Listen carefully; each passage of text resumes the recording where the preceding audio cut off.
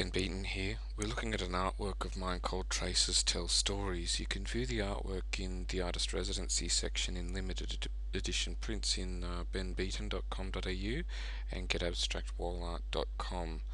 There's also further artworks from this. It's from the Wright's Air project at Lake Air residency I did there in the open edition prints section in artist residencies as well. So the work's called Traces Tell Stories, and that's exactly what it's about, looking at trace elements that we find in the rocks. We can tell further stories about the deep time history of the environments from that. And on a macrocosm, some examples of what I'm talking about is, say, here with plate tectonics. This is, I believe, the separation between two of the continents. I think it's Australia and Antarctica, but I could be wrong. So the lava comes out of these points here over time, cracking and splitting the sea floor, and that's how you get continental drift. Slowly lava pushing up, pushing out on both sides, and the sea floor splits and separates further. So this is what's powering the movement of the continents and this activity over deep time.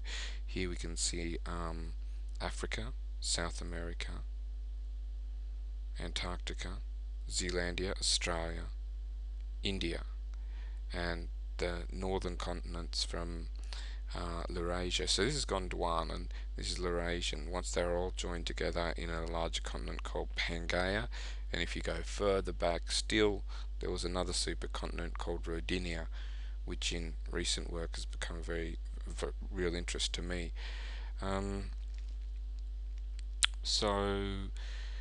What else can we see here? In here is an image of Lake Air in the very late. In fact, I think this was early morning. This is one of the really early morning flights that we did.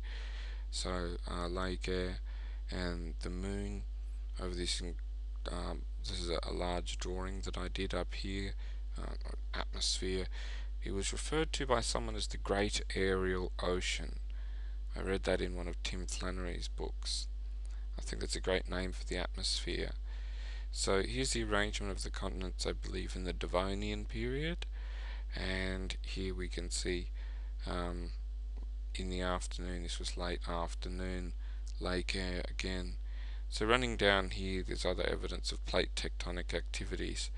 And in that regard, that's why I called this work Traces Tell Stories, and through here are some illustrations of the plants of the region.